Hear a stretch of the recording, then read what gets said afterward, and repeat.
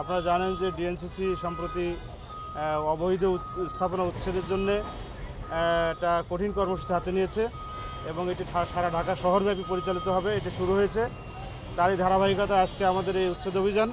আমাদের সাথে আমাদের ডিএনসিসির নির্বাহী ম্যাজিস্ট্রেট ফারজানা, সে আছে আমার সাথে। আমরা 10 নম্বর সুইচ গেট এখান থেকে আমরা রানাভোলা পর্যন্ত এই রাস্তাটি আজকে আমরা উচ্ছেদ করছি।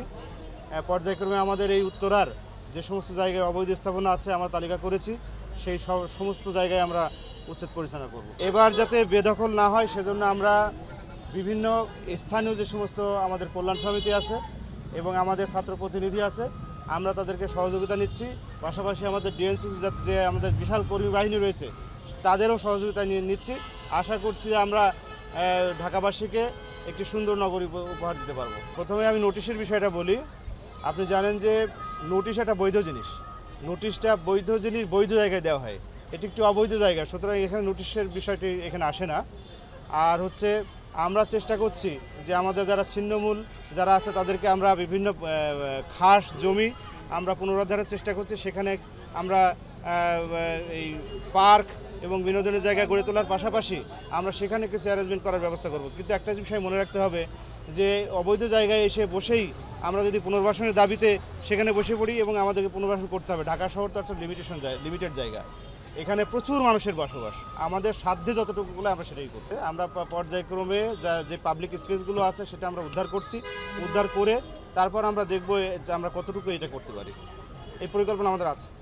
আজকে আর অন্য কোথাও উচ্ছেদ কার্যক্রম পরিচালনা করছেন? আজকে আমাদের এই উত্তরায় এই অংশেই উদ্ধার অভিযান ছিল। এই দেখবেন যে আগামীকাল বা পরশু অন্য জায়গায় উদ্ধার অভিযান চলছে।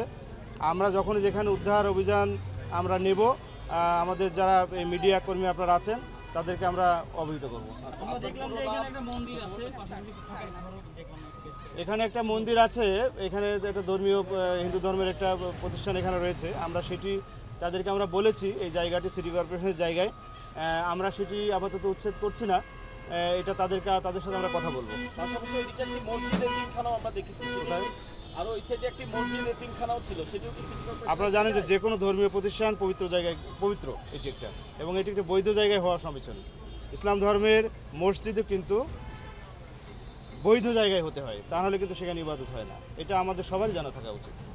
তো এটি আমরা তাদের সাথে কথা বলে আপনার এই সরকারি জায়গা অবৈধভাবে গড়ে তোলা হয়েছে, এই ব্যাপারে আসলে আপনাদের পদক্ষেপটা কি হবে? এটা যখন গড়ে তোলা হয় তখন তো আমাদেরকে পারমিশন নেওয়া হয়নি, এটা তারা তাদের মতো করে করেছে। এখন যেহেতু একটি ধর্মীয় প্রতিষ্ঠানের সেন্সিটিভ জায়গা, আমরা তাদের সাথে কথা বলে সমাধান করব।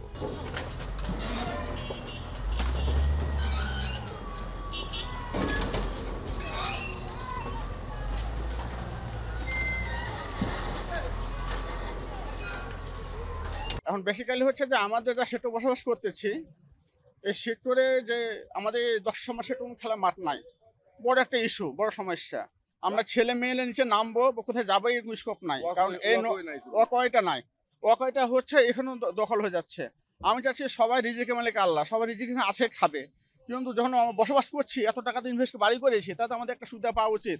রাত্রে আমরা বাড়িতে পাই না, এই যে লোকাল দোকানগুলো আছে বহিরাগত এসে দোকানে আড্ডা মারা হয়, একটা আপনার ছেলে একটা ফ্যামিলি একটা মেলে নিচে নামতে পারতেছে না, যেহেতু আমাদের কোনো মাঠ নাই এখানে। বেসিক্যালি এখানে আমাদের সমস্যার বড় সমস্যা যাতে একটা হচ্ছে যে আমরা সেক্টর বসবাস করছি, বাট কিন্তু সেক্টরে আমরা পরিপূর্ণতা পাচ্ছি না।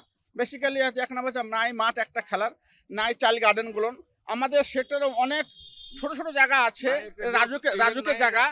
আমি আপনাদের মিডিয়ার মধ্যে বলতে চাই, এই রাজুককে বলতে চাই যে এই জায়গাগুলো সিটি কর্পোরেশনের জায়গাগুলো আমাকে উদ্ধার করে দেয়, তাহলে আমাদের টাকা দিয়ে আমরা এই ছোট ছোট গার্ডেনগুলো আমরা চাইল্ড গার্ডেন করতে পারি, তারা বিকেলে সকালে দুপুরে নেমে খেলতে পারে। একটা ছেলের একটা ছোট বাচ্চা শুধু মনে করেন যে খাওয়া আর মোবাইল দেখা, খাওয়ার মোবাইল দেখা, এটা একটা প্রজন্ম নষ্ট হয়ে যাচ্ছে। কিন্তু আজকে তো সিটি কর্পোরেশন আজকে উচ্ছেদ করছে, বিষয়টাকে কিভাবে দেখছেন?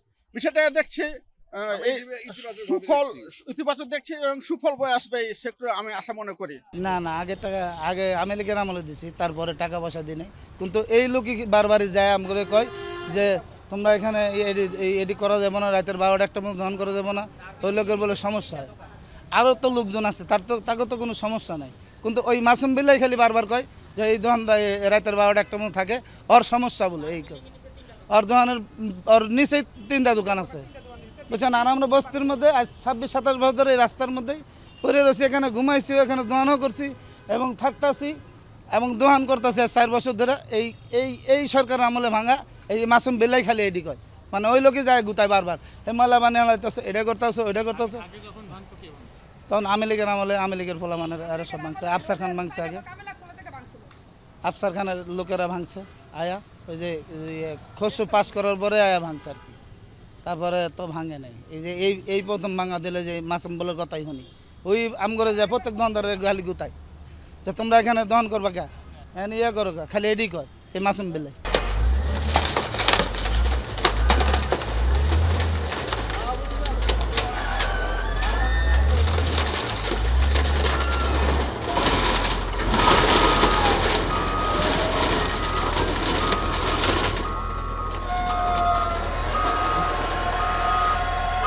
তখন তো মনে করেন যে ভাঙ্গাচোরা করে দিতেছে, অনেক কই যাই তখন তো অনেক কিছু এনে করা হয়নি কাজ করবো, তখন তো মানে চলাঙ্কর খুব ঋণের কঠিন হয়েছে গা। এর মধ্যে ঋণগ্রস্ত আছি, আপনার ঋণ ফিনন করতে দেম, যাক দিনে কিছু রুজি হইতো ঋণ ফিনে দিতাম, খাইতামও গড় বাড়া দিয়ে পাইতাম, তখন তো সবই যে লোক। এখানে কতদিন ধরে করতেছেন? এই নিয়ে তো আমি 15 মাস ধরে। এটা আপনার মনে করেন কয়দিন পর মাস 1.5 মাস পর ভাঙে, আবার উঠায়, আবার ভাঙে, মানে বাংলা একবারে ভাঙ্গা দেখ যাতে আবার না তুলতে পারে বুঝছেন। অনুমতি বলতে এখানে আপনার এই একজন আছিল আমাদের এই সুমন মেয়ে আছিল, আবার আপনার শালো মাঝি আছে, ওনারা আছে, ওনার দায়িত্বে এটি তুলতে দেয় আর কি বুঝছেন।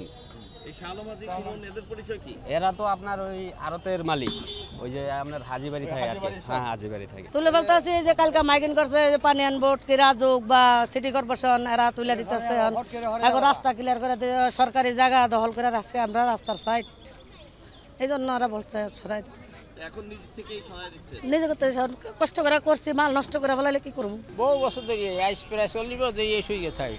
ইয়ান দোকান ওয়ান দোকান এই একখানে না, এই করলে করলে তো আজকে এই দোকান পাট তুলে ফেলতেছেন কেন? ওই যে কাল মাইক মারছে, এই যে আর যদি ভাঙতে হয় না কি করবে না করবে এই যে চলতে আছে। এখন তুলে এগুলো নিয়ে কি করবেন? এখন তো বাসা লই যাবো, একদিক লই যাবো, আর কি করবো বাবা। তো এই যে এখানে দোকান করতেন কাউকে টাকা পয়সা দিতেন না? টাকা পয়সা আওয়ামী লীগের সময় নিতে হানা নেয় না কেউ।